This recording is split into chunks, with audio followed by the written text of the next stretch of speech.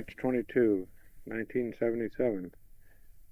Hi, folks, and hi, Ted. Meriel asked me to have a little talk with a friend of mine on this tape who has been through heart surgery in hopes that it might help you in making your decision in regards to what you might want to have done to you. My friend is Joe Castaigne, and at the present time I'm out in front of his house waiting for him to show up so that I can put his conversation more or less direct to you down on tape, because he's been through it, and he can tell you a lot more about it than I can. And he's had his surgery. I'll ask him questions during this talk as to when he had it and all that, and how old he is. And Joe is a good deal the same type of people as a lot of us are. He's always been a very active man in life, and he is still active now since his surgery, and a very busy man, and he loves to hunt and fish, and besides being many years in the contracting business here in Oakland, and he also has a little place up at Vacaville, which is about 40-50 miles up the line from where Oakland is, which he has about 40 acres up there that he grows some of his garden stuff, and he grows his own beef and things like that. He's got to build himself a pond there where he fishes for his black bass and crappie and so forth. So this is a little way of an introduction in regards to the background of Joe Castaigne. How I met Joe was several years ago when I was a building inspector for the city. His son was also a building inspector, and we worked together, and I got to know the family. Joe and his family are from Louisiana originally, and I guess what you'd call Louisiana Cajuns. But they're wonderful people. In fact, I consider Joe to be one of the best friends I have. And I know he's always ready to try and give me a hand in things that I can't do because of the fact that I'm in the position that I am physically. And I know he will be more than glad to try to help you and encourage you in regards to making your decision in regarding your operation, if or not. Frankly, I mean, you might get mad at me for saying this, Ted, but doggone it anyhow. I think that you owe it to yourself and you owe it to your family to have this situation in your heart that's bothering you corrected. Of course, it's still, like I say, it's something that you have to make your own decision on. But I'd like to see the day when maybe you and I are probably maybe you'll be quite a bit older, I don't know, but anyway, I'd like to see the day that we can get together face to face and meet each other, and maybe go out the rifle range or someplace else and crank off a few rounds together, along with maybe your grandkids and perhaps mine if the situation happens to work out right. Also, I'm looking forward to meeting your daughter, Sharon, when she comes up to live here with Jack over here just a spit in the throw from where we live in Alameda. And of course, hoping that you people will get a chance to get up here and maybe be able to, the whole bunch of us kind of get together, you know. So anyway, I'm going to shut this off for the time being because I imagine he'll be showing up pretty soon, and I don't want to run out the tape before he gets here, just bucket mouthing, as we say, and when we're talking on CB. So I'll sign off for now, and then we'll cut. And then next time we cut back in, we'll be talking to Joe Castaigne. Joe just came out of the house about 15 minutes ago. He had to run up to Kaiser, which is about 2 or 3 miles from here, to deliver a little sample of something that his wife, as we call her, oh, sweet mama, uh, couldn't do when she went up there to have her regular checkup at the doctor's. Mama, his wife of many years, has been, since I knew her, in a wheelchair. She has had, oh gosh, I don't know how many strokes. And the first one, or one of the first heavy ones, apparently paralyzed her right side.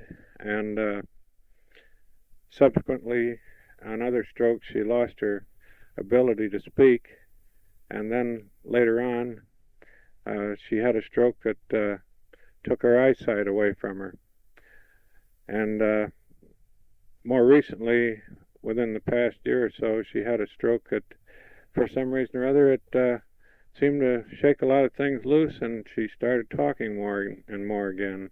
So I think this is wonderful. And also another thing that's wonderful about Mama Castaigne, bless her heart, is the fact that regardless of how she is confined the way that she is with her problem, she has the ability to smile and laugh and still enjoys being alive, which I think is wonderful because, doggone it, I know if I lost my eyesight and I were a walking man, I would feel a lot worse than I do in my position as a paraplegic. In fact, I'd rather be a paraplegic than a blind person.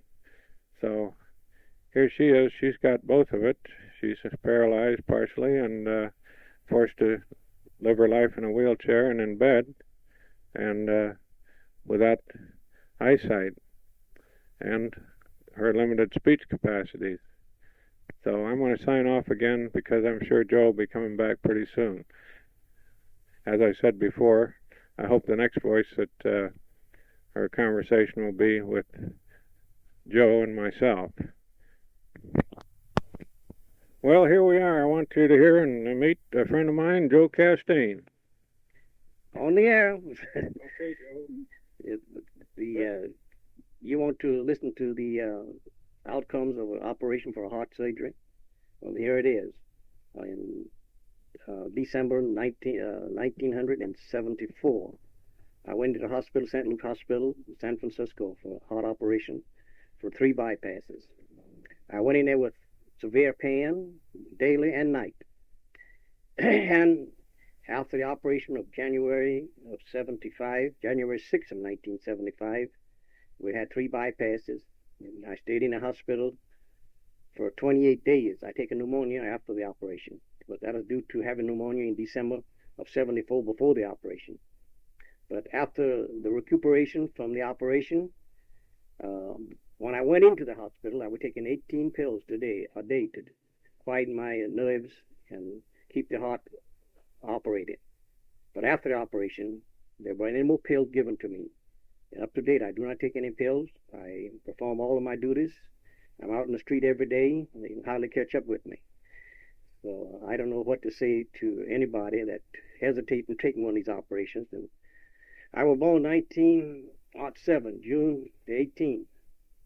So when I was operated on, I was hitting close to 68 years old. So therefore, you can see that you don't have to worry about going on an operation. The performance will be very good if you pick out the right hospital. What was the name of your doctor? The name of my doctor, the internist, Dr. Pillsbury. The diagnosis, Dr. Kelly. The chief operator for heart surgery was Dr. Keith Coyne. And Cohen or Coyne? Coyne, Dr. Keith. At least his name happened to be Coyne Keith. His name is backwards. I have it. And so if you go into the right hospital, you have nothing to worry about. I've recommended many friends if they went in there and had the operation. Well, Joe, Ted has to have the valve operation. Now, you were saying something to me before about the valve operation that the doctor had said something that was actually an easier operation than the bypass. Right. You're right. Because he told me that the valve operation take about 14 days in the hospital and you'll be out. With the valve operation, they do not have to rip up the legs to get the blood arteries to go around the heart. Oh. So In other words, they had to operate on your legs and take arteries out of there and transplant them into the heart area. that's right. They rip the leg up from the knee all the way up into the thigh, and they pull the blood arteries out of there, and then they take and they hit above the valve, and they go around the heart, over the top of the heart, and come back down in. Because your heart is operating then from the outside instead of from the inside. Well, in other words, actually, yours was due to a certain amount of valve malfunction. Cholesterol. Cholesterol. Cholesterol, so locked it. Well, now the type of operation that Ted will have to have, he said something about got the word up the line, something about they had to put in a pig valve. Pigskin valve. Well, in the valve operations, it's simple. There's quite a few of those going on. If you pick the right valve, and the Presbyterian Hospital recommend all the time the pigskin. The Presbyterian or St. Luke? Is that St. Luke? No, my first operation is St. Luke. It wasn't so successful. The second operation is Presbyterian, and that's where I had the best success in there. Well, in other words, actually, the second time was when they did the bypassing and so forth. That's right. The first time they only patched for what they call bubbles. The vessels had become high spots in it. In other words, they kind of had ballooned on you. That's right. They were ballooning from the pressure. Yeah. Because the cholesterol was causing the arteries to balloon. And pardon me. Go ahead, Joe. Then you will take after the operations, you will find that you have no more pains in your arms or your legs. Your heart is in right pace. And I get out and walk. And I do a little jogging. They tell me not to do it, but I do it anyway. I do a little jogging. Well, you go up there and chase those pretty birds around, those pheasants and so forth up there at the ranch. Oh, yes. I was operated on June the 6th, January. January the 6th, 1975. April the 13th, 1975. He was up there. I went to pick Cache Slough. I went to Cache Slough. And I went out in the field at 10:30. No, I'm wrong. I went out in the field at 8:45 and 10:30. I had 13 pheasants. Of course, that's the normal limit for you, naturally. I mean... No, I just put the hold of gun on till they fall. That's all. Well, Ted, I think you can understand what I'm talking about when I say this guy is a guy that moves around. And he's always been busy all his life, and he's worked hard all his life. And, I'd like you to elaborate a little bit more on that valve operation, because I'm sure this is something that Ted is more interested in, because that will be his situation. Well, I had signed for a valve. They opened me up, and they found I did not need the valve. But they gave me a selection of different valves by different companies, but they recommended the pigskin valve instead of the plastic valve. Now, I've been around people who had the plastic valve, but there is a little ball in it. You can hear it rapping. And it's not the quietest thing in the world, but I've been around the other ones with the pigskin, but you cannot hear them. And as far as their ability to get around and everything, which do you think is the best? I mean, as far as their be able to get out and they do told the me things they want to do and all that. Well, Dr. Keith told me that with the reason why he's picking the pigskin valve, if they had patients that had it for 7 years and they had never have a comeback on the pigskin. They did have comebacks on the plastic. Well, how about the age group as far as the people operated on that you knew of over there when you were there that had the valve put in? Hell, all of us are old and ready for the grave when we went there. All the rooms I went into. Too doggone ornery to let them close the lid on you. That's right. Yeah. I didn't see a man in there hardly under his 50s in there. Uh-huh. All of them were old men, because the young guys, they figure they can beat the rap, and it really catches them. They have another one, off they go. Yeah, well, that's the thing that I feel would be concerned about as far as heart trouble is concerned. If I had it, is you know, in spite of all the medication and everything you take, there's a possibility there might be a situation erupt that you're in a spot where you have no way of getting to the hospital fast and being able to take care of the damn thing, you know. So, well, I can tell you what really carried me to hospital in a hell of a hurry. I was working on Steiner Street in San Francisco, and I had one man, he signed in, he told me he had a heart condition. And I had him cutting out holes for the heater man. And he was sitting down on the floor cutting these holes out with a keyhole saw. And I went upstairs. He had his nitroglycerins in his hand, but he couldn't get into his mouth. He was laying there dead. You're not quick enough to put those pills in your mouth if it hits you right. So I didn't know. I imagine around 100 of those damn things a week. And it was just a joke. There's no reason to kid yourself. If you got to have it, you might as well do it. Yeah, and after all, doggone it, the thing that I think about is this: the doggone it, when your time comes, you're going to go. But on the other hand, if there's an opportunity to do something that'll maybe give you back your health, like you gained yours back, Joe, I think by golly, if not, like for instance, you come through it with flying colors and no problems and all that. But on the thing of it is, it's not for mortal man to decide when the heck he goes. No, it isn't. And otherwise, there wouldn't be so many of these things of success. Well, I can tell you, the longer you stay away from the operations, you'll have other complications, because the heart is the main part of the artery, the main feeding artery in the body. It's a muscle that carries, keeps the arteries open. And whenever they keeps the blood circulating. That's right. Whenever it cannot function, you get other complications: kidney trouble, liver trouble, any other parts of the body will be injured by the heart not being functioned. That's what they have told me over and over again. Go to it, get it before you get too weak, and then you become a heart recipient. That's when it's really bad. When you have to give your heart for somebody else's heart, then you don't even know whether it's going to take or not. That's right. Yeah. So I recommend anytime to go to a good hospital, and he can go to Presbyterian Hospital, and on that hospital now, last Tuesday I went in there, and I went up into the cardiac ward, and there's about 35 or 40 of them there now. I don't know how many they have that those 9 doctors have operated on since they operated on me in 75, but I happen to be the 1,778 guy that was operating in that hospital.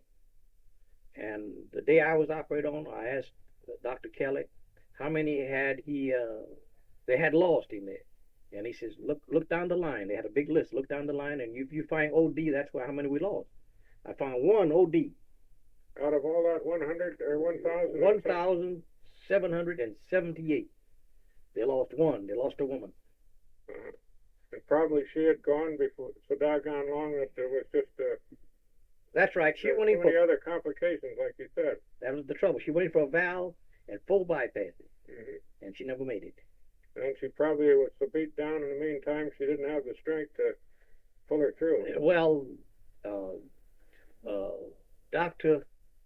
Alaskis told me that they should have never operated on a woman. The husband insisted. He said that they had a 50-50 chance of pulling her.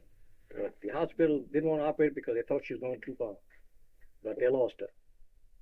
Well, I've seen cases in the Veterans Hospital where people have procrastinated and put off, and I mean, guys that were old timers, older than even some guys that were World War I veterans that were in there that were way up in their 70s or maybe their 80s. There wasn't anything they could do for them. But in the meantime, they'd spent so damn much time in their life, when they could have been in there earlier. They spent so darn much time in their life, like you say, suffering with these other things that were brought about by the heart condition. Well, it's nothing to play with, because it is the heart's only a muscle. Yeah. And whenever you cut the duties of the heart down, the pressure that the heart put on the blood and carry it through to pick up the oxygen to carry in the different parts of the body, when it fails, the body begins to starve in certain places. Yeah. Well, then you can look for complications, because that's the whole system, is to get the blood circulate all the way around and bring it back and pick up oxygen, carry it back through again. And that's what cleans out all of the malfunctions of the body. It cleans it out through the blood. Well, of course, the kidneys can carry off a lot of it too, but the kidneys have to have the blood to clean it. Right, that's right. They have to take the blood through the kidneys to purify it, and if the heart is pumping right, well, it's not going to do it.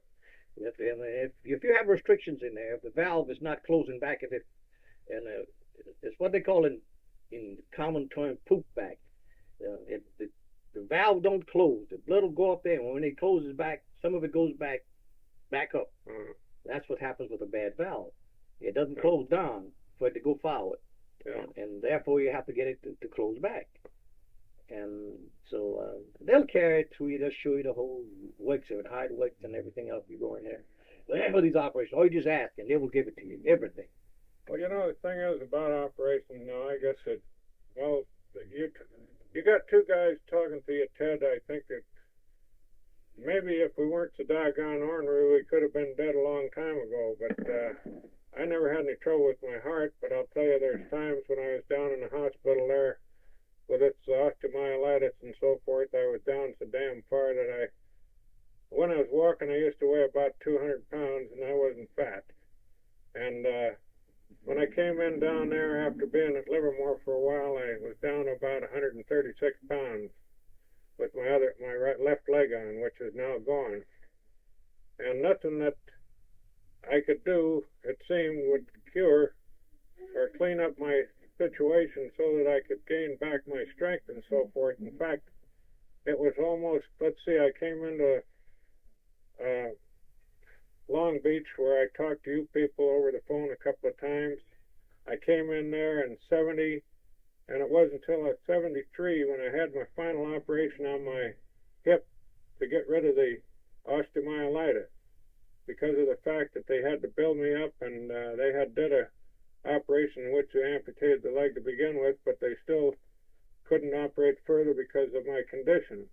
So this is just one place where I say that if it hadn't been for my good care and being in the hospital direct, if I'd have been out sitting around someplace with that condition, I wouldn't be here to talk to you today. And I think Joe knows pretty well of what I speak, because Joe has been pretty close to me for a long time. And this is one of the reasons why we got together to put this little talk together with you. Isn't that right, Joe? Right. I hope that he can see before it gets too late. And there's nothing to get afraid of. You feel nothing. There is no pain, because you're on a deep sedatives, and up until 8-10 days after, you're still there. So there's nothing to worry about. It's really less than having a tooth pulled. You really don't have the pain. So I wouldn't see where, I wouldn't hesitate if I had to go back in there again. I'll tell you that, because after my heart operation, I went and had double hernia operation. Hell, that damn thing hurt me twice as much as the heart operation did. Yeah. Well, you know, the thing is, I'd kind of like to see if they say that they either operate on them up here in San Francisco or down in L.A., and of course Ted lives down in Las Vegas, but his daughter and son-in-law will be living over here in Alameda, you know, so Ted, if he decides to go the route, might come up and be around this part of the country for a little bit of while, you know, and maybe we can grab him by the ears, Joe, and get him up there to the doggone ranch and do a little fishing or knock over some few of them birds that you got running around loose there. Well, I would like to carry him out, get him down here. That's all you have to do, get him down here. And I'll go back up to Nevada with him and try to get some of those deer. Yeah, I think old Ted would enjoy that, because Ted, he's been one of these kind of guys who went out and got his venison every year, you know, and Ted, in case you don't know it, you're talking to old Louisiana man who used to load his doggone shotgun shells with Spanish moss for wadding way back in the old days when they was using black powder and so forth. So, as you know, and by him telling you, he's been around a little while. Yes, and I've seen the time where we were so down poor we didn't have a shot. We'd go and get a black pot and break the cast iron up and make the shot with cast iron breakers. Well, I imagine you probably tried using a little bit of gravel and stuff like that once in a while too, didn't you? Oh, that was only to keep the kids out the watermelon. How about rock salt? You ever able to kill any birds with rock salt? No, but blistered many butts though. Well, listen, Ted, we're going to chop this off now, and we'll get it in the mail to you so you can have a listen. And I sure hope that you get a chance to get up here, and regardless of what. And I'm looking forward to meeting you and seeing Meriel again. And so we're going to sign this off, and I'm going to say goodbye, and Joe can say what he wants to. The only thing I can say is don't hesitate. If you can do anything, go ahead and do it. And I'll just say best of wishes. And I wouldn't hesitate at all. I repeat it. Go ahead and have that operation. Well, you got the word, Ted, from a man who knows. So we'll be seeing you later, and hope not too far along. And at least we'll be talking back and forth together probably. You'll probably send me a cassette and want to blister my butt. But anyway, be that as it may, I've been bawled out by experts, so that don't make a hell of a lot of difference. We'll see you later. Now for now. Bye now. Well, folks, here I am again. I just got back from over at Joe's, and it's about, 7:15, something like that, in the evening.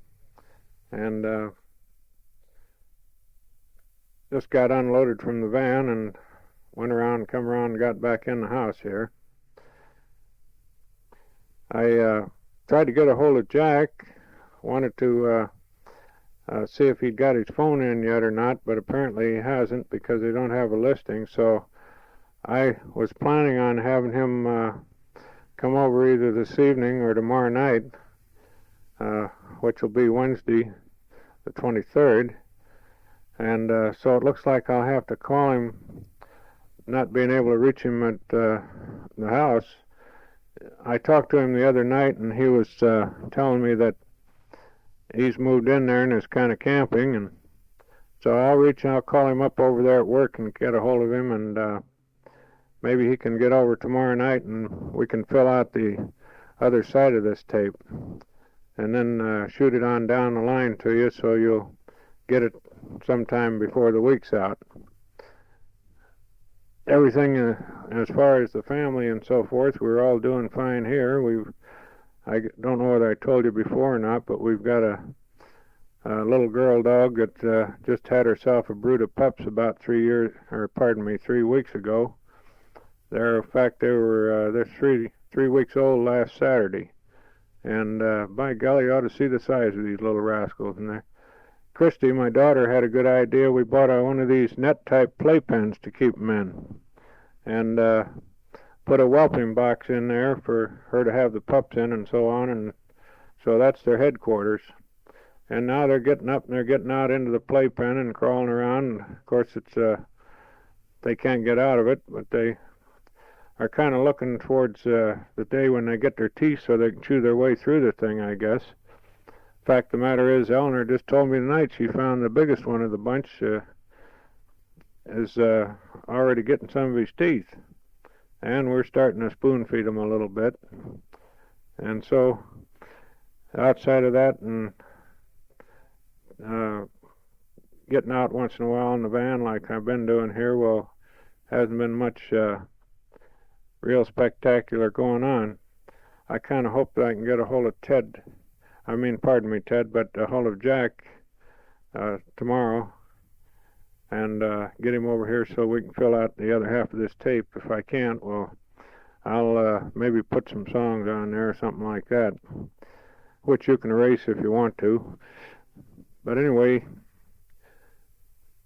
the weather out here has been fine. We had a good dose of showers here about a week ago, but outside of that, it's been dry ever since then. I guess, in years gone by, we would call this fine weather, but right now, with the water problem what it is, and lack of rain, well, I'd sure hate to be a farmer, that's for sure.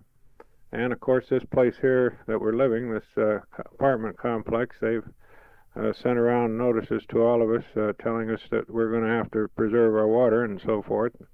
So I guess the only thing that we can really do to help the situation is get right down to it and do some real honest praying for rain. But I hope, Ted, that you take this cassette here, this talk with Joe and so forth, in the spirit to which it's intended, because really the guy knows what he's talking about, as you know, and when somebody in the family, regardless of how long we've known each other or been closely acquainted or not,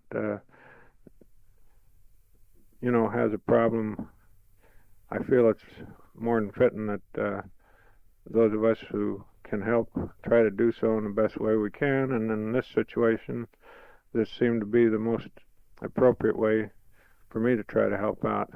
Now I want to say my best to all of you, and we all send our love and best wishes, and I hope we hear from you real soon. Goodbye for now. This is Clare.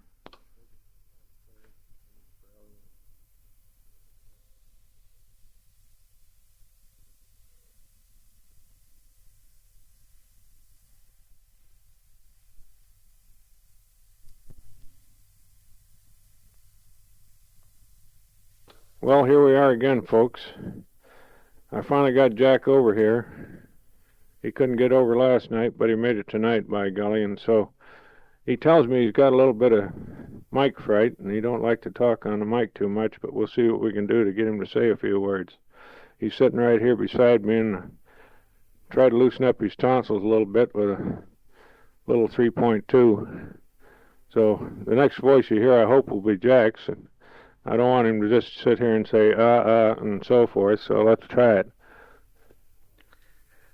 Clare seems to think that I can talk a little bit on these tape recorders. Last time I tried doing this was when I was sending tapes to Sharon from overseas, and it seemed like it always took me a month of Sundays to get any words on the tapes.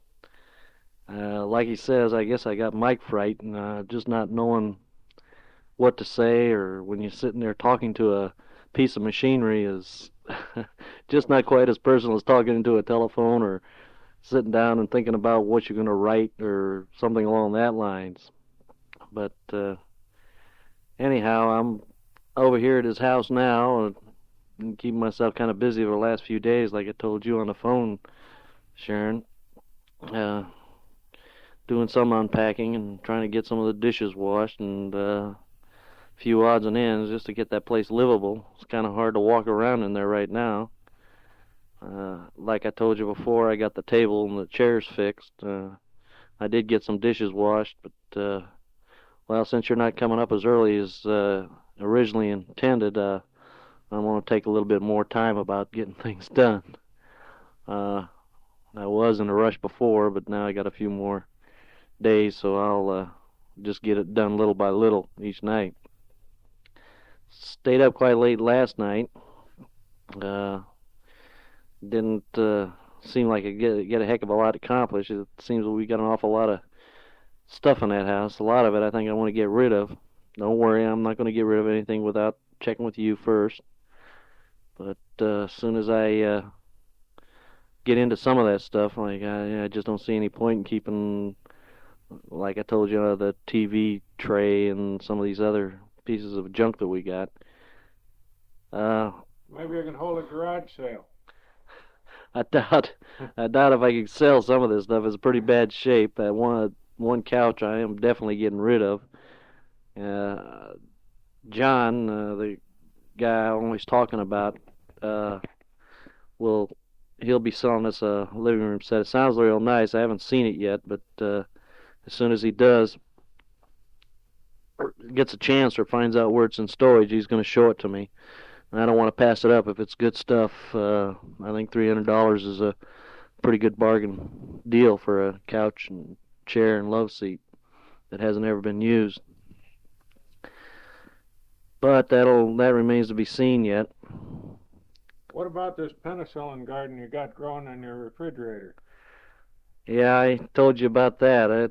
I told Claire about that refrigerator. I just opened that thing and about fell over. I haven't got the guts yet to get up there and really get it clean. I scrubbed it out a little bit.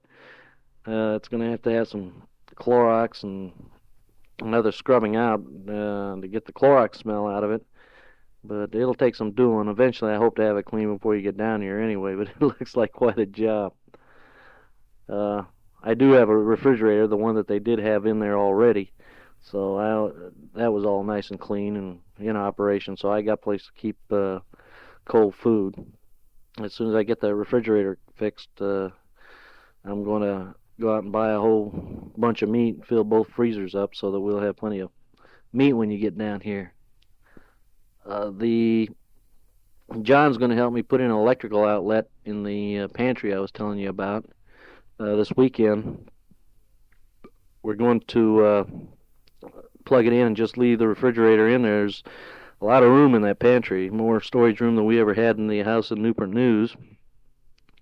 And like I said, the refrigerator fits in there real good. I'll switch them around like you asked me to do. Put our refrigerator in the kitchen and the one that came with the house in the pantry. But first things first, got to get the electrical outlet fixed. And also, John's going to help me fix that washing machine. He thinks he knows what's wrong with it from what I told him, what you told me.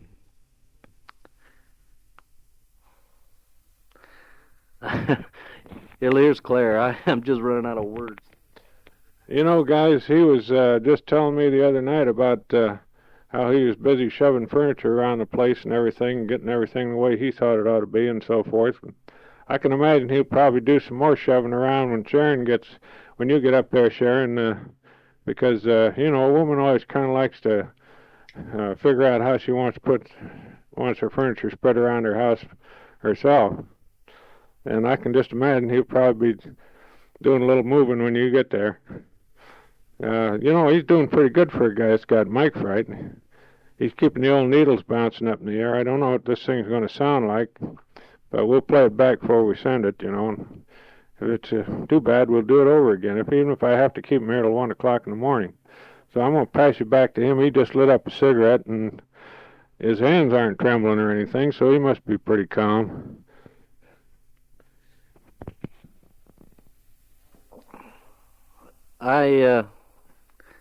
As far as any news, trying to think of everything we talked about on the phone, but I can't come up with anything new to talk about. I really don't know how we're going to use up all the tape on here. About keeping me up to 1 o'clock in the morning to do this, boy, I don't think I can make it. Well, we only got a half an hour's tape. But I'll do my best. There'll probably be long pauses here because, like I say, I need time to think about if I'm going to say anything. How's the boys getting along down there? Yeah, Ronnie and Mike, Claire's really looking forward to you guys getting up here. He's got they got a range out here for Ronnie. He can shoot that 22, and I can't think of a better guy to make sure you handle it right. And I know now that Mike's kind of a little over being scared of the 22 now, he'll probably want to get on it too. I haven't checked in for you, Ronnie, or even Mike yet to find out where the Boy Scout or Cub Scout troops are, but I'm sure I'll find out before you guys get up here. The school looks pretty nice. It's just maybe 3 blocks from the house. It's within walking distance, a lot closer than even the one that you went to in Newport News, Ronnie and Mike.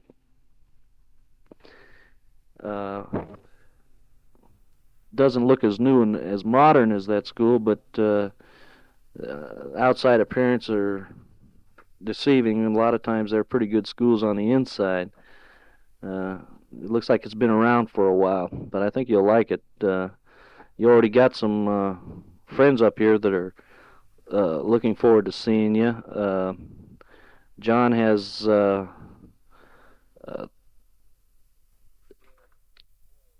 2 girls and a boy that's about Michael's age, and every time I'm over at his house, they're always asking when you guys are going to get up here. Claire's showing me something here. They got a Boy Scouts of American Council right here in Alameda.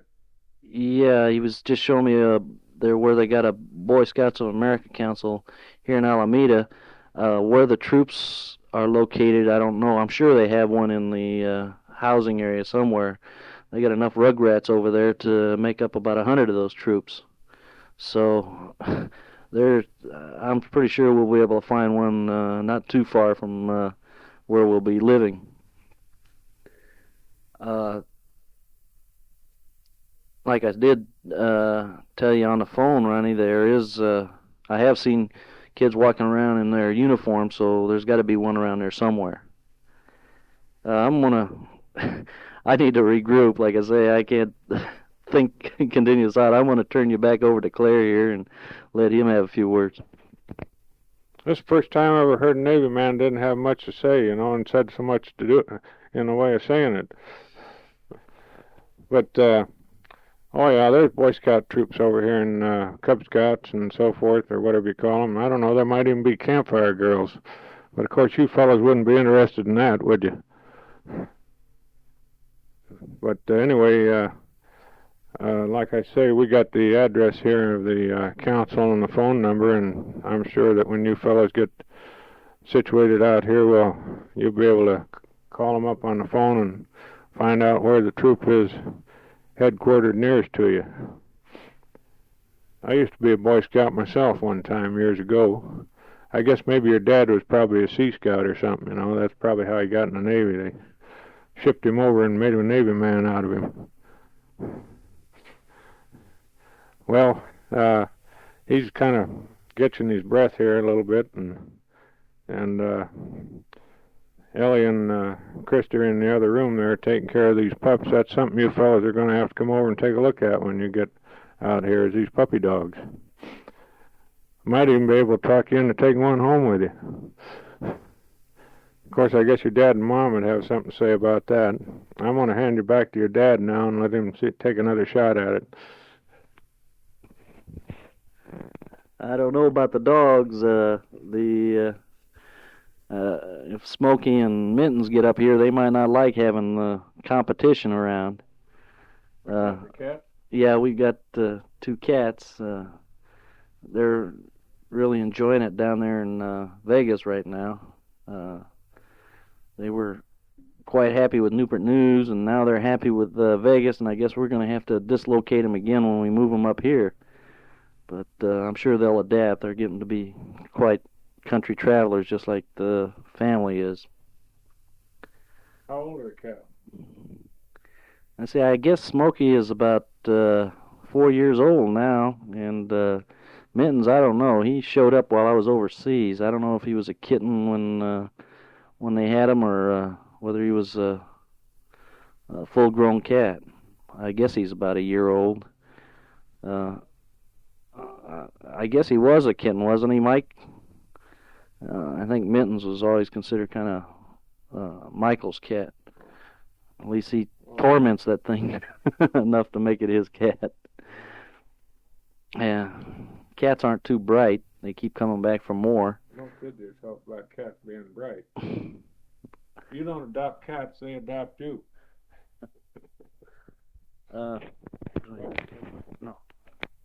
Well, he's getting a touch of bashfulness again here, with these microphones staring him in the face and so forth. But I don't imagine he's too bashful when he's down there at the office telling everybody what to do, being a chief and all that. I don't think he's anything like that Chief Petty Officer Sharkey we see on the television. I saw him the other night where he had his class was going to graduate and have a pizza party and so forth, and the lieutenant come in to inspect and wound up getting himself slapped in the chest with a couple of pizzas. You ever watch that, Ted? No, I haven't seen it that much. Oh, that lieutenant that's got the beard on his face? Yeah, I've seen yeah. Not too much. Yeah. Well, anyway, I'm sure that a lot of the Navy people watch that and get a big kick out of it as far as the ridiculous side of it is concerned, because I don't imagine things are quite that way in the real service.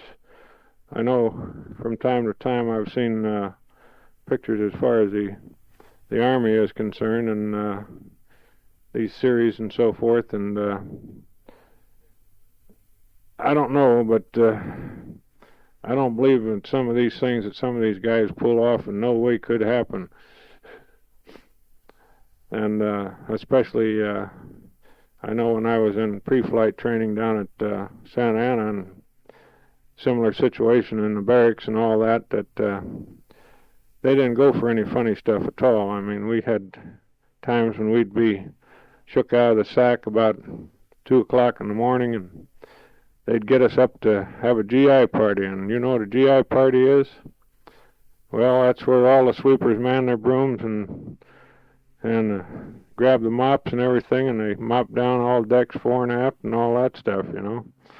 And that's after you've just done it about 4 or 5 hours before, you know. They just want to keep you busy and keep you agitated. But anyway, I'm going to see if I can agitate your dad and get him back on the line here.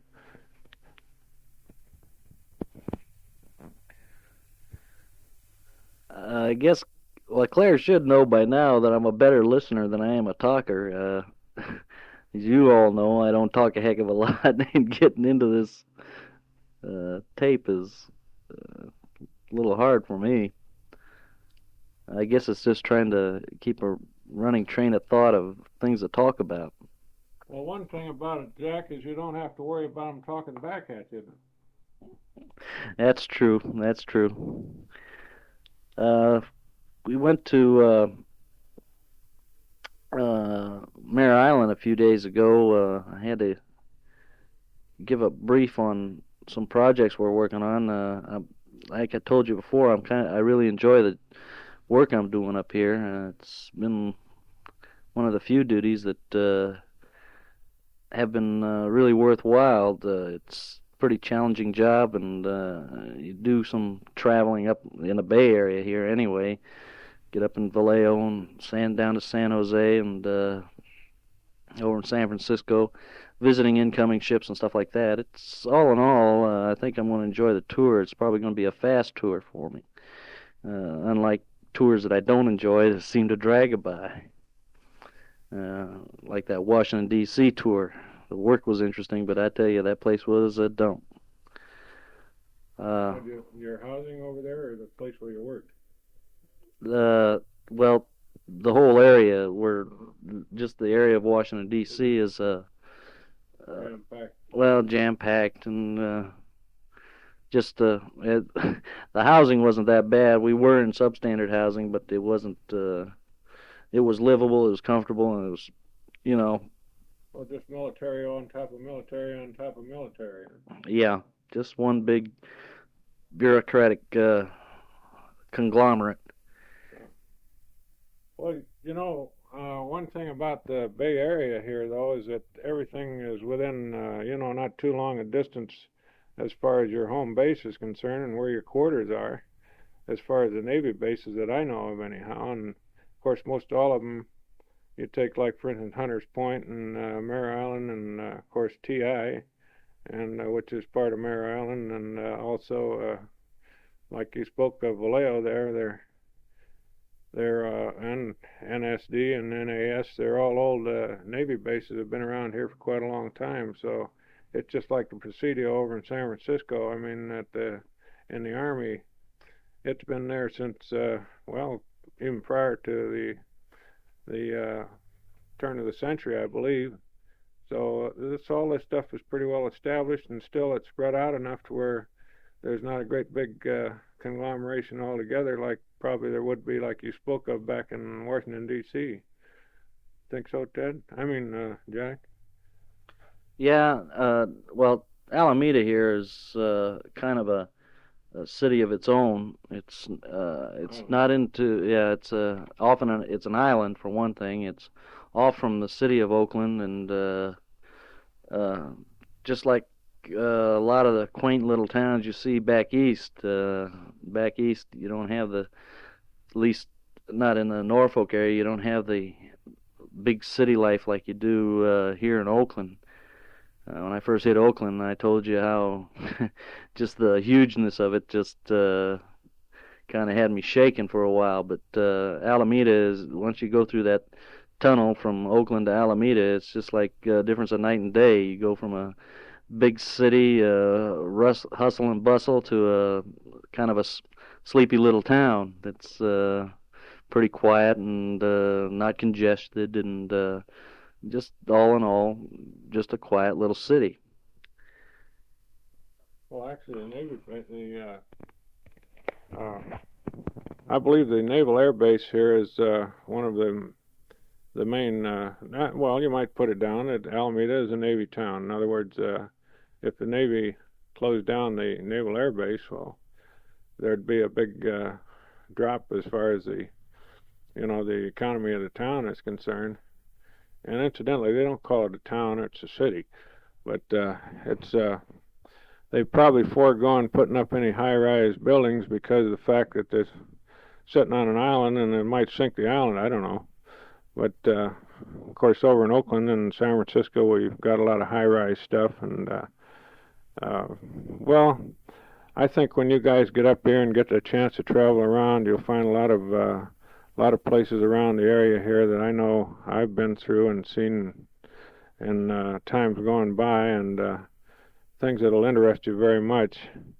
And you can sprout out and go up, up around like Bodega Bay or down the line a ways towards the southern part of the bay area here, and around, like he said, in San Jose. And of course, down they have the Navy base down there at Sunnyvale, where they've still got the big old hangars there that they used to house, or the hangar rather, that they used to house the big dirigibles, the Aiken and the Macon in years ago when I was a little fella, and they were still flying those along with the Shenandoah and so forth.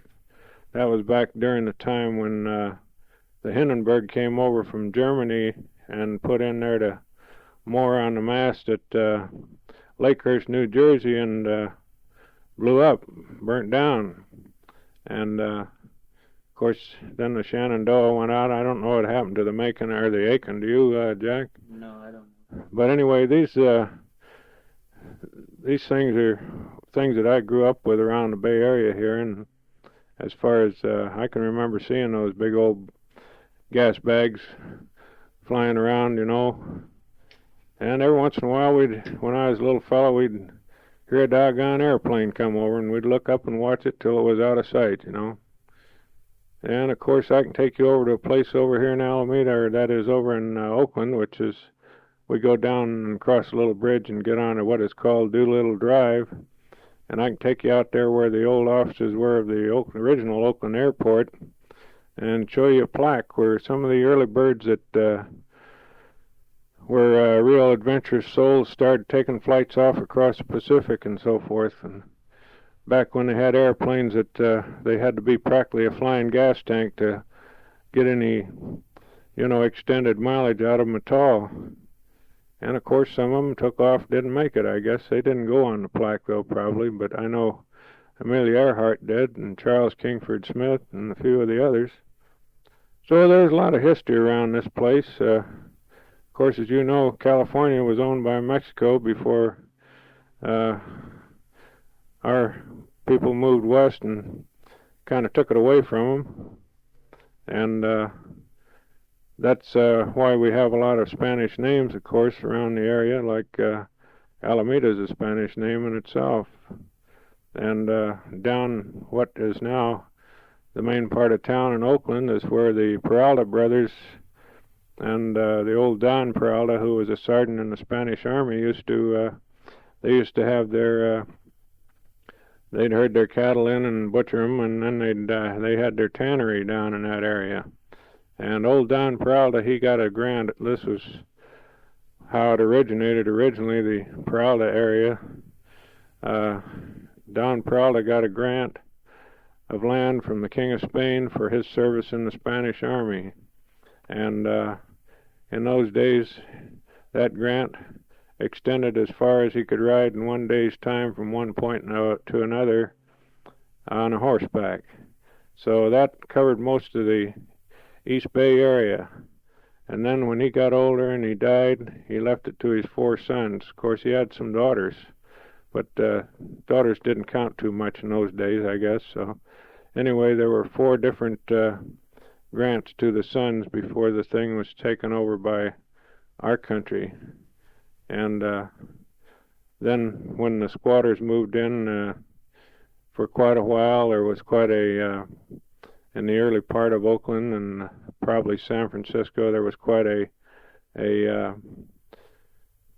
bit of problem cleaning up the different titles to the properties, because all these guys would come in and grab a chunk of property and maybe it'd overlap somebody else's and so forth. And anyway, that's just a little bit of part of the history of this country around here, which of course a lot of it happened before I ever was around, although I've been around quite a while. But I'm going to put you back onto your daddy here and see if we can get something out of him. Well, I haven't got much else to say. You guys got a cassette down at your end. You ought to take one of these tapes and record some conversation back and get the kids in on it, and everybody have some words to say. There's a lot more of you guys down there than there is of me and Clare up here, so it shouldn't be too much trouble to fill up a tape and either send it right to Clare and he'll let me know when he gets it, or send it to me and I'll get over here and me and him will listen to it. So take that Gazette player you got, Sharon, and do some recording and send it on back. Oh, say, gals and Ted and fellow kids, listen, I'm kind of anxious to see how those pictures turned out. Did you get any back yet, Jack? So if you get a chance, don't forget to save a copy or two for me. And Meriel, I haven't been able to dig up much more about our grandfather, much more than I told you, other than the fact that, like I say, he was born in Deer River in Lewis County, New York. I wrote back to the county seat there and come up with a big round zilch, and they advised me to write to the New York State Bureau of Health, or whatever it is, and Albany, New York, which I did, and they sent me back a nice letter saying that of course, you know, New York's going broke, you know, so, I mean, you couldn't expect them to do anything for nothing, and that's generally the tone of the letter as far as wanting to help or look up old records were concerned. So I don't look for any help from there, but in July I should be getting a telephone directory from the area of Lewis County, New York, which I will peruse through, and if I have to, I'll get some form letters out to some people that might be likely prospects or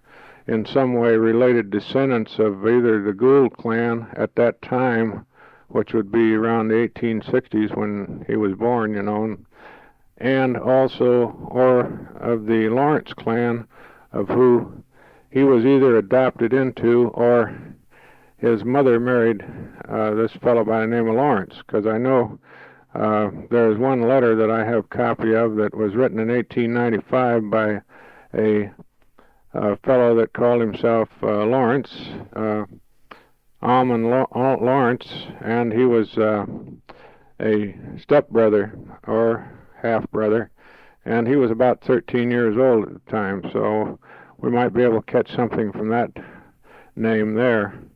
There also is a genealogist in the county, which I might write a letter to and find out how big a dent she wants to put in somebody's pocketbook to, you know, get into this thing for us.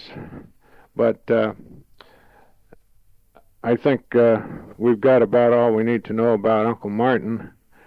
There's no Army records of his second enlistment into the 7th Cavalry, but we know that he was hung around New Jersey quite a bit and all that stuff, so I think the real thing is finding out where our family name came from and all that. So I'll try to see what I can do when I get this telephone directory.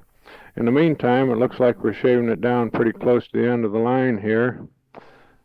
I'm trying to see where the tape is on the cassette, and I'm going to put old Jack back on here. And you got your tongue untwisted yet, Jack?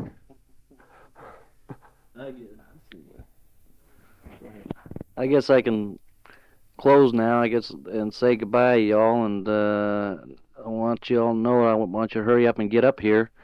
I miss you and the kids and Amen to everybody. So, be good, Ronnie and Mike, and hope to see you soon. Yeah, and I'll say goodbye now too, and Ellie's in the other room, so I'll say goodbye for her and Christy, and also Ted, I'd like to know, of course, how you accepted the other side of this tape, and I hope that it helps you in respect to, like I say, making your decision, which of course is something that is your own. So we're going to sign off and hang it up, and then we'll read it and send it on down to you. Best luck to everybody, and we're signing off for now. And we hope to hear from you soon. Now don't keep us hanging up in the air now, because we kind of like to know how things are going down there. Okay? Well, it's good night for now, and bye. This is Clare signing off.